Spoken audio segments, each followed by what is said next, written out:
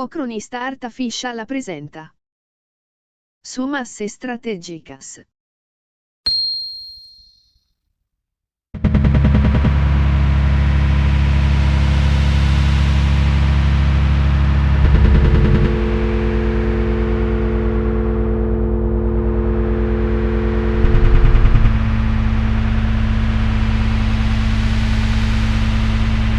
Trotsky, vulgo Bronstein.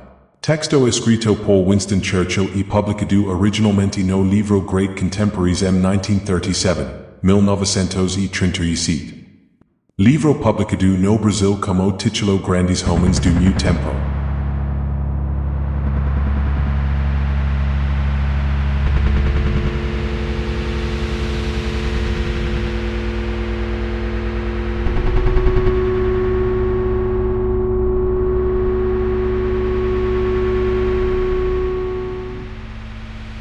Quando o usurpador e tirano é reduzido à controvérsia literária, quando o comunista, em vez de bombas, produz efusões para a imprensa capitalista, quando o senhor da guerra refugiado revive suas batalhas e o carrasco dispensado se torna falante e tagarela em sua lareira, podemos nos regozijar com os sinais de que dias melhores estão por vir.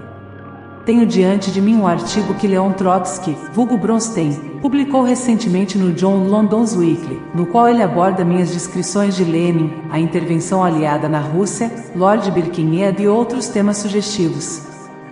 Ele escreveu este artigo de seu exílio na Turquia, enquanto suplicava à Inglaterra, França e Alemanha que o admitissem nas civilizações que foram, e ainda são, o alvo de seu desejo de destruição.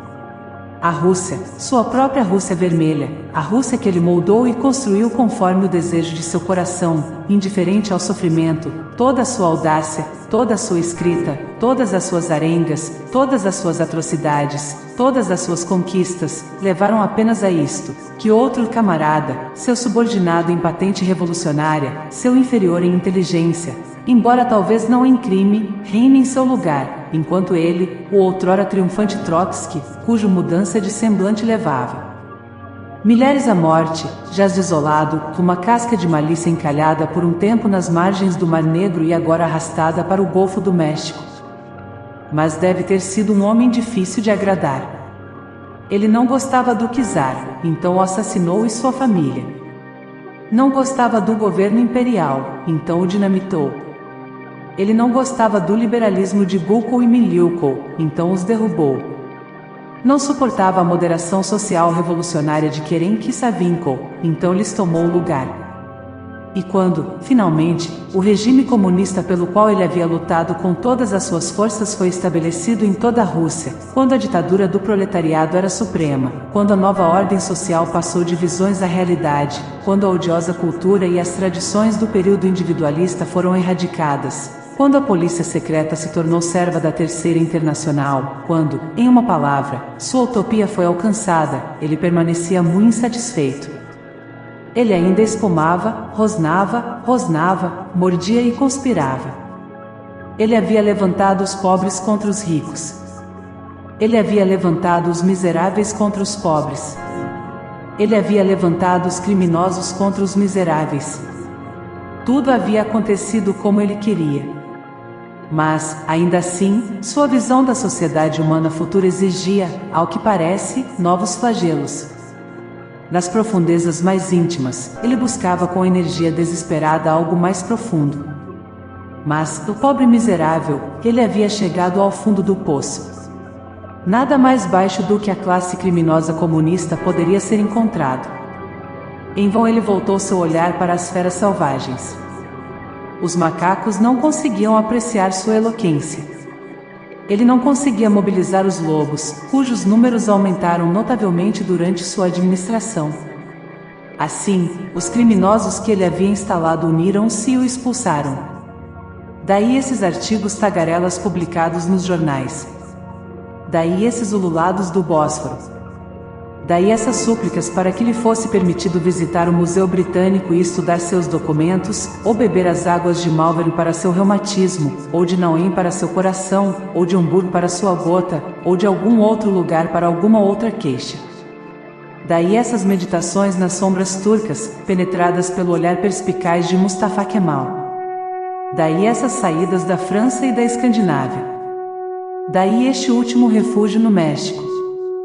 É assombroso que um homem com a inteligência de Trotsky seja incapaz de compreender a aversão bem marcada dos governos civilizados aos principais expoentes do comunismo. Ele escreve como se isso se devesse a meros preconceitos mesquinhos contra novas ideias e teorias políticas rivais. Mas o comunismo não é apenas um credo religioso. É um plano de ação bélico sistemático. Um comunista não é apenas o detentor de certas opiniões, ele é o adepto juramentado de um meio bem elaborado de impô-las aos outros. A anatomia do descontentamento e da revolução foi estudada em cada fase e aspecto, e um verdadeiro manual de instruções foi preparado em espírito científico para subverter todas as instituições existentes. O método de coerção é tanto uma parte da fé comunista quanto a própria doutrina. No início, os princípios consagrados do liberalismo e da democracia são invocados para abrigar o organismo infantil. A liberdade de expressão, o direito de reunião pública, toda forma de agitação política legal e o direito constitucional são exibidos e afirmados. Busca-se aliança com todo o movimento popular rumo à esquerda. A criação de um regime liberal ou socialista brando em algum período de convulsão é o primeiro marco. Mas, tão logo este é criado, deve ser derrubado. Desgraças e escassez decorrentes da confusão devem ser exploradas. Conflitos e escaramuças, se possível com derramamento de sangue, devem ser arranjadas entre os agentes do novo governo e o povo trabalhador. Mártires devem ser fabricados. Uma atitude apologética dos governantes deve ser transformada em lucro. A propaganda pacífica pode ser a máscara de ódios jamais manifestados entre os homens. Nenhuma aliança, nenhum compromisso precisa ser, de fato, mantido com os não comunistas. Todo ato de boa vontade, de tolerância, de conciliação, de misericórdia, de magnanimidade por parte de governos ou estadistas deve ser utilizado para sua ruína. Então, quando o tempo estiver maduro e o momento oportuno, toda forma de violência letal, desde a revolta da turba até o assassinato privado, deve ser usada sem restrição ou compunção. A cidadela será tomada sob as bandeiras da liberdade e da democracia, e uma vez que o aparato de poder esteja nas mãos da fraternidade comunista, toda oposição, todas as opiniões contrárias, devem ser extintas pela morte. A democracia não passa de uma ferramenta a ser usada e depois quebrada, a liberdade, uma tolice sentimental indigna do lógico. O governo absoluto de um sacerdócio autoeleito, conforme os dogmas que aprendeu de cor, deve ser imposto à humanidade sem mitigação progressiva. Para sempre. Tudo isso, exposto em livros didáticos maçantes, escrito também em sangue na história de várias nações poderosas, é a fé e o propósito do comunista. Estar avisado deveria ser estar prevenido contra isso. Escrevi esta passagem há quase 7 anos. Não é ela um relato exato do complô comunista que mergulhou a Espanha no presente e hediondo caos contra os desejos da esmagadora maioria dos espanhóis de ambos os lados? É provável que Trotsky nunca tenha compreendido o credo marxista, mas de seu manual de instruções ele foi o mestre incomparável. Ele possuía em sua natureza todas as qualidades necessárias para a arte da destruição cívica, o comando organizador de um Carnot, a inteligência fria e desapegada de um Maquiavel, a oratória popular de um Cleon, a ferocidade de Jack, o estripador, a tenacidade de Titus Oates. Nenhum traço de compaixão, nenhum senso de parentesco humano, nenhuma apreensão do espiritual, enfraquecia sua alta e incansável capacidade de ação. Como bacilo canceroso, ele cresceu, alimentou-se, torturou, matou em cumprimento de sua natureza. Ele encontrou uma esposa que compartilhava a fé comunista. Ela trabalhou e conspirou ao seu lado. Ela compartilhou seu primeiro exílio na Sibéria nos dias do czar. Ela lhe deu filhos. Ela o ajudou a escapar. Ele a abandonou. Ele encontrou outra mente afim em uma garota de boa família que havia sido expulsa de uma escola em Kharkov por persuadir os alunos a recusar a participar de orações e ler literatura comunista em vez da Bíblia. Por ela ele teve outra família.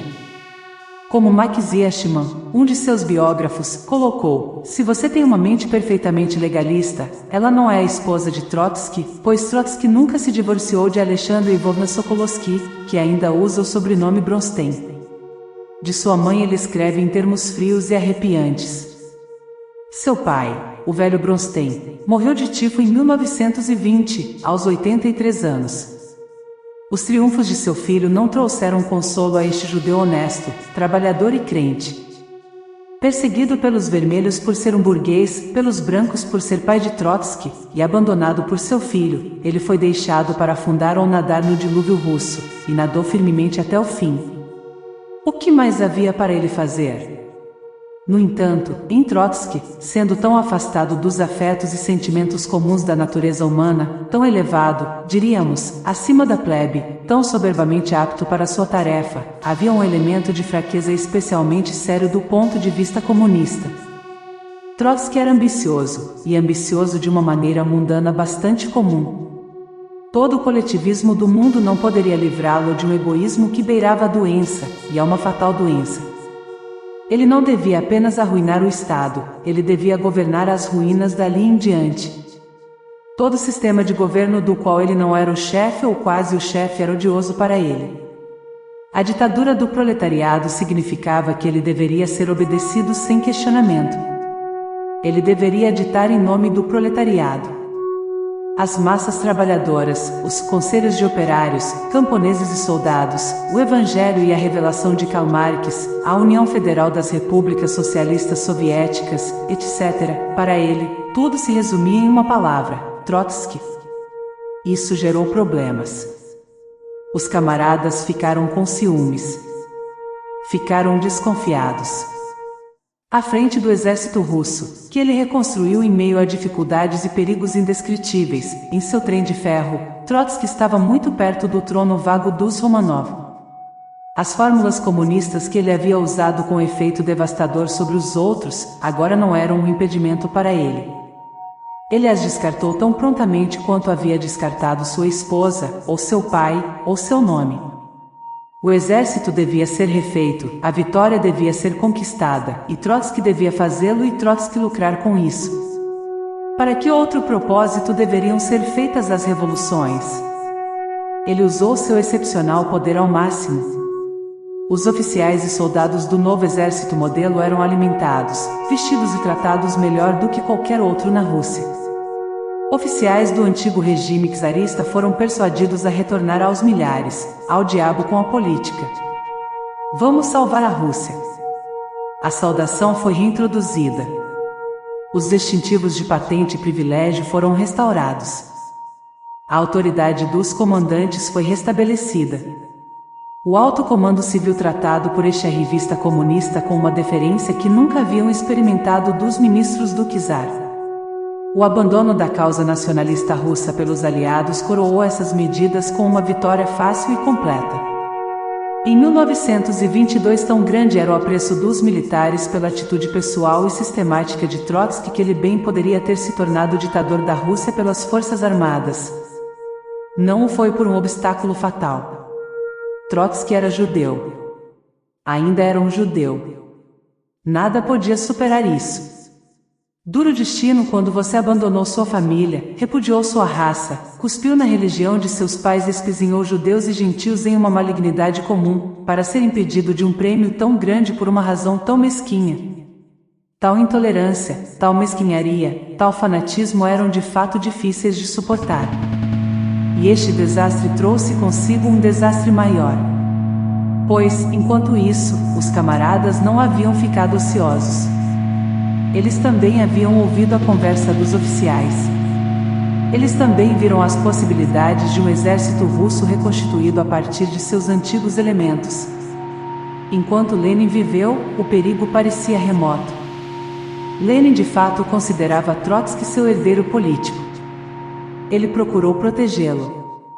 Mas em 1924, Lenin morreu, vítima das sequelas de um atentado a tiros feito por um socialista revolucionário, e Trotsky, ainda ocupado com seu exército, ainda desfrutando do trabalho diário de administrar seu departamento, ainda celebrado com as aclamações que haviam ressoado pela última vez para Nicolau II, se voltou para encontrar uma oposição dura e tenazmente organizada contra ele. Stalin, o georgiano, era uma espécie de secretário-geral do aparato governamental. Ele administrava o cálculo e manipulava os inúmeros comitês. Ele reunia os fios com paciência e os puxava de acordo com um desígnio claramente percebido. Quando Trotsky avançou esperançoso, de fato confiante, para aceitar a sucessão de Lenin, a máquina do partido se mostrou funcionando em uma direção diferente. Na arena puramente política das atividades comunistas, Trotsky foi rapidamente manobrado. Ele foi acusado, com base em alguns de seus volumosos escritos, de antileninismo. Ele não parecia ter compreendido que Lenin havia substituído Deus na mente comunista religiosa. Por algum tempo ele permaneceu sob a impressão de que tal substituição desejável havia sido efetuada por Trotsky. Ele admitiu sua heresia e explicou ansiosamente aos soldados e trabalhadores as razões muito convincentes que o levaram a ela. Suas declarações foram recebidas com consternação total. A UGPU, Diretoria Política Conjunta do Estado, foi posta em movimento.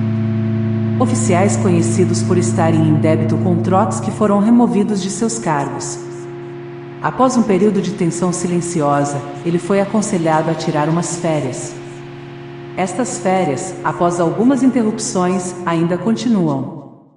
Stalin usou seu sucesso para construir um poder maior. O comitê executivo, sem o encanto de Lenin, ou a força de Trotsky, foi por sua vez purgado de seus elementos mais fortes. Os políticos que haviam feito a revolução foram dispensados, castigados e reduzidos à impotência pelo gerente do partido. O Caucus engoliu o gabinete, e com Stalin à sua frente, tornou-se o atual governo da Rússia. Trotsky foi abandonado pelos mesmos amotinados que ele havia liderado tão ousadamente para tomar o navio. Qual será seu lugar na história? Por todos os seus horrores, uma luz cintilante ilumina as cenas e os atores da Revolução Francesa. As carreiras e personalidades de Robespierre, de Danton, até mesmo de Marat, brilharam intensamente por um século. Mas as figuras monótonas e sórdidas dos bolcheviques russos não são redimidas em interesse nem mesmo pela magnitude de seus crimes. Toda forma e ênfase se perdem em um vasto processo de liquefação asiática. Nem mesmo o massacre de milhões e a miséria de dezenas de milhões atrairão futuras gerações para seus lineamentos incultos e nomes exóticos.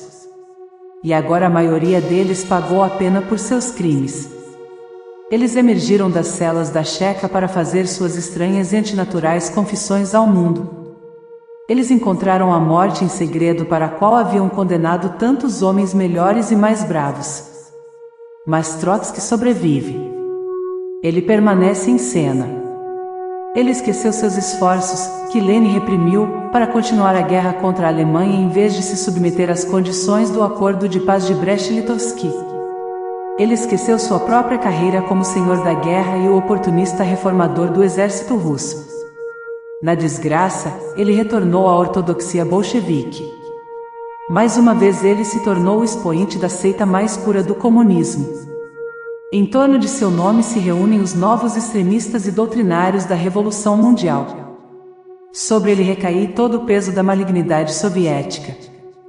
A mesma propaganda vil que ele usou com tanta crueldade contra o antigo regime, agora está concentrada sobre si mesmo por seu único camarada sobrevivente, Stalin.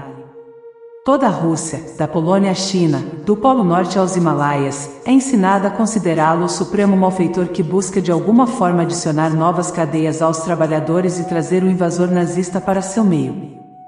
O nome de Lenin e a doutrina de Karl Marx são invocados contra ele no momento em que ele freneticamente se esforça para explorá-los. A Rússia está recuperando força à medida que a virulência do comunismo diminui em seu sangue. O processo pode ser cruel, mas não é mórbido. É uma necessidade de autopreservação que impulsiona o governo soviético a expulsar Trotsky e seus venenos recém-destilados. Em vão ele grita seus protestos contra um furacão de mentiras, em vão ele denuncia a tirania burocrática da qual ele tão alegremente seria o chefe, em vão ele se esforça para reunir o submundo da Europa para derrubar o exército russo que ele antes se orgulhava de animar. A Rússia já o abandonou, e o abandonou para sempre. Ele talvez terá tempo para contemplar sua obra. Ninguém lhe desejaria um castigo melhor do que ter sua vida prolongada, e que sua inteligência aguçada e espírito inquieto se corroam mutuamente na impotência e embrutecimento. De fato, podemos prever um dia em que suas teorias, explodidas por sua aplicação, terão cessado até mesmo de irritar o mundo ativo e esperançoso, e quando a ampla tolerância que advém de um senso de segurança, permitirá que ele volte, desacreditado e extinto, aos refúgios europeus e americanos onde tantos de seus primeiros anos foram passados. Pode ser que, nestes anos futuros, ele encontre tão pouco consolo na obra que realizou, quanto seu pai encontrou no filho que gerou.